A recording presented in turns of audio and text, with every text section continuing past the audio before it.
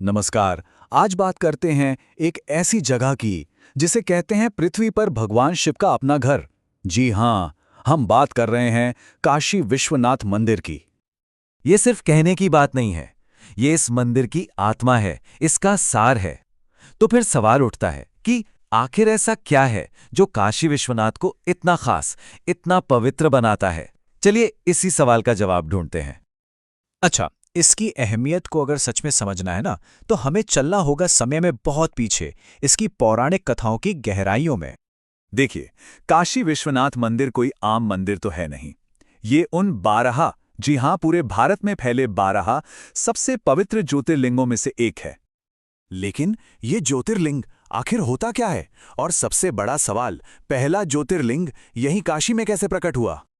इसका जवाब इसका जवाब छिपा है एक बहुत ही दिलचस्प कहानी में। एक ऐसी कहानी जिसमें ब्रह्मांड के दो सबसे शक्तिशाली देवता आमने सामने आ गए थे।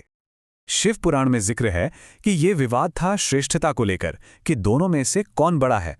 और ये विवाद हुआ था भगवान ब्रह्मा और भगवान विष्णु के बीच। तो हुआ ये कि इस बहस को खत्म करने के लिए भगवान शिव खुद प्रकट हुए, एक विशाल अनंत अग्नि स्तंभ के रूप में। और एक चुनौती रखी गई। चुनौती बड़ी सीधी थी, जो भी इस स्तंभ का कोई छोर ऊपर या नीचे ढूंढ लेगा वही सबसे श्रेष्ठ कहलाएगा। बस फिर क्या था, भगवान विष्णु ने एक विशाल वराह का रूप लिया और नीचे की ओर खुदाई करने लगे, और भगवान ब्रह्मा एक हंस बनकर ऊपर की ओर उड़ चले। सदियां सदियां बीत गईं।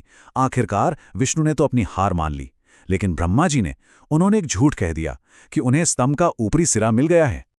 और सबसे दिलचस्प बात, जानते हैं ये पूरी ब्रह्मांडीय घटना घटी कहाँ थी? जी हाँ, ये उसी जगह पर हुई जिसे आज हम काशी कहते हैं। और बस उसी एक पल से ये धरती हमेशा हमेशा के लिए पवित्र हो गई। और इसी दिव्य कहानी की वजह से यहाँ के ज्योतिर्लिंग को नाम मिला विश्वनाथ, मतलब पूरे विश्व के, पूरे ब्रह्मांड के स्वामी। लेकिन रुकिए, काशी की कहानी सिर्फ इस एक ब्रह्मांडीय घटना तक ही सीमित नहीं है। ये जगह भगवान शिव का निजी घर भी है। पर वो कैसे? चलिए ये भी जानते हैं। तो कहानी कुछ ऐसी है कि देवी पार्वती से विवाह के बाद भगवान शिव कैलाश पर्वत पर ही रहते थे।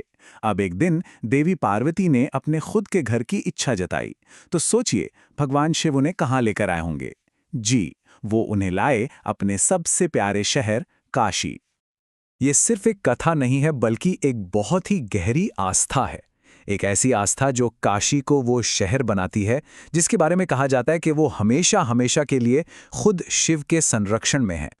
तो ये तो हुई पौराणिक कथाओं की बात, लेकिन इस मंदिर की कहानी यही खत्म नहीं होती। इसका जो इतिहास है ना, वो इंसानी आस्था और हिम्मत की एक ऐसी मिसाल है जिस पर यकीन करना मुश्किल हो जाता है। जरा सोचिए, इस मंदिर को इतिहास में एक बार नहीं, कई कई बार तोड़ा गया। जो आखिरी बार इसे तोड़ा गया वो मुगल सम्राट औरंगजेब के आदेश पर हुआ था। लेकिन हर एक बार लोगों की अटूट आस्था ने इसे फिर से खड़ा कर दिया। और आज जो हम ये भव्य मंदिर देखते हैं ना, इसे 1780 में इंदौर की महारानी अहिल्याबाई होलकर ने बनवाया था। ये पूरी टाइमलाइन ये हमें दिखाती है कि सदियों के इतने उतार चढ़ाव आए, लेकिन ये मंदिर हर बार बार बार अपनी पूरी महिमा के साथ खड़ा होता रहा। तो ठीक है, हमने इसकी दिव्य उत्पत्ति को समझा, इसके मजबूत इतिहास को भी देखा, पर आखिर आखिर वो कौन सी चीज है जो लाखों करोड़ों लोगों को काशी खींच लाती है? इसका सबसे बड़ा आध्यात्मिक वादा क्या है? और वो वादा यही है वो मूल आध्यात्मिक सत्य। एक ऐसा विश्वास कि काशी में देह त्यागने का मतलब है मोक्ष की प्राप्ति। और बस इसी एक गहरे वादे ने सदियों से अनगिनत तीर्थयात्रियों और साधकों को इस पवित्र शहर की ओर खींचा है। तो आखिर में काशी विश्वनाथ की कहानी सिर्फ एक मंदिर की कहानी नहीं है।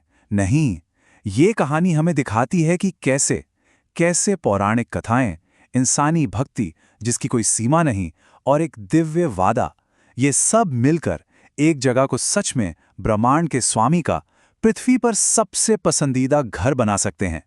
ये वाकई में आस्था, इतिहास और अनंत काल का एक अद्भुत संगम है।